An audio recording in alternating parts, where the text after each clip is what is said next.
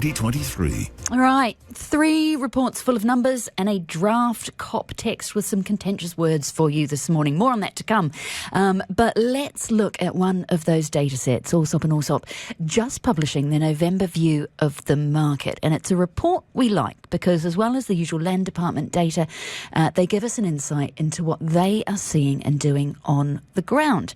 And for November, we have some interesting disconnects. Very pleased to be joined this morning by the CEO, Lewis Allsopp. Lewis, good morning. Thanks for joining us.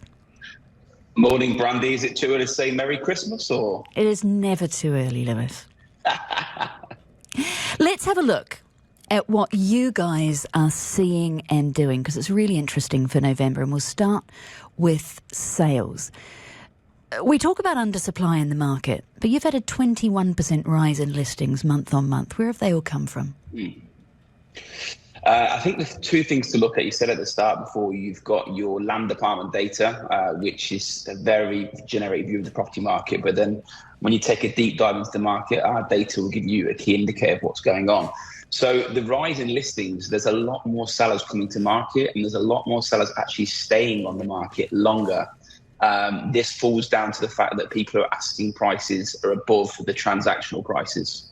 Yeah, and this is this interesting disconnect number 1. You've got a 53% rise in buyer registrations, but only a 12% rise in viewers. Do sellers just want too much? Yeah, I mean, this has been the market. There's been how many properties I've seen that have sold above what I think they should have sold for.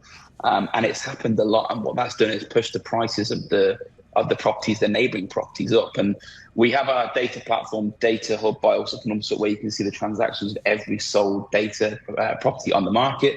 People are now using this to do transactions. I think anyone listening to this, the key takeaway is there is a marketing price and a sales price. And a lot of people are now chasing the sales price. What's the spread between the two?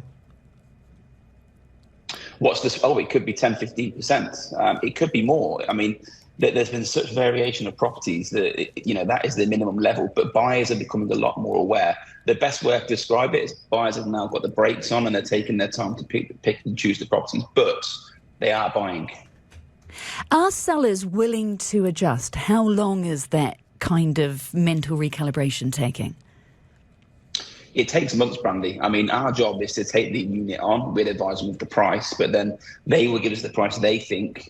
We would sign them up, and then over the weeks, we would show them we've had no viewings, we've had no listings, and we would talk to them about sold properties in their street, in their area. The job is education. When the market is how it's been, it's understandable for sellers to get carried away, but I think they clock onto it when they're not able to sell their property a few months later when they found their new home.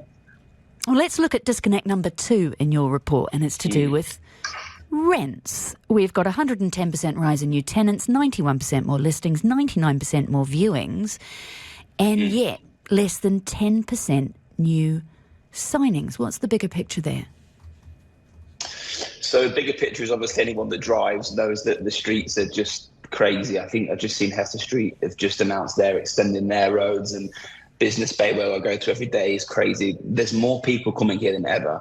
But what we're finding with the numbers is, yes, we're taking on more properties, there's more handovers, but people are actually renegotiating their rent to the 20% maximum they can and try and stay in their property longer, because if they're kicked out, you could be paying 40, 50 or 100% more than what you signed up for 3 or 4 years ago. So there's a lot of people looking at options, but trying to stay in where they are. That 110% rise in new tenants, have you got any insight or any just gut feeling into what the split is between those who are new to Dubai and those who are moving or being forced to move within the city?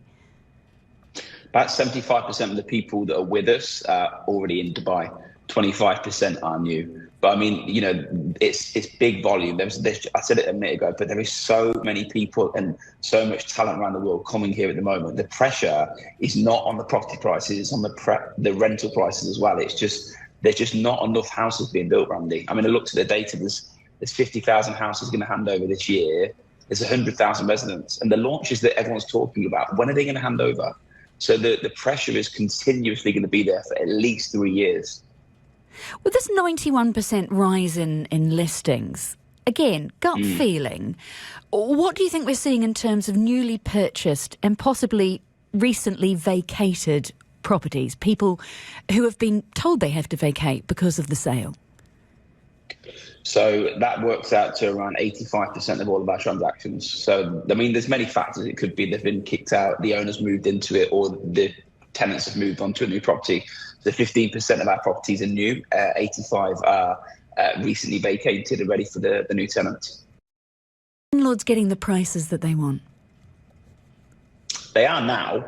But I mean, again, we have the same thing with speculative landlords. We call them speculative sellers, speculative landlords. They're putting it 25% above market value, 20% hoping to get it.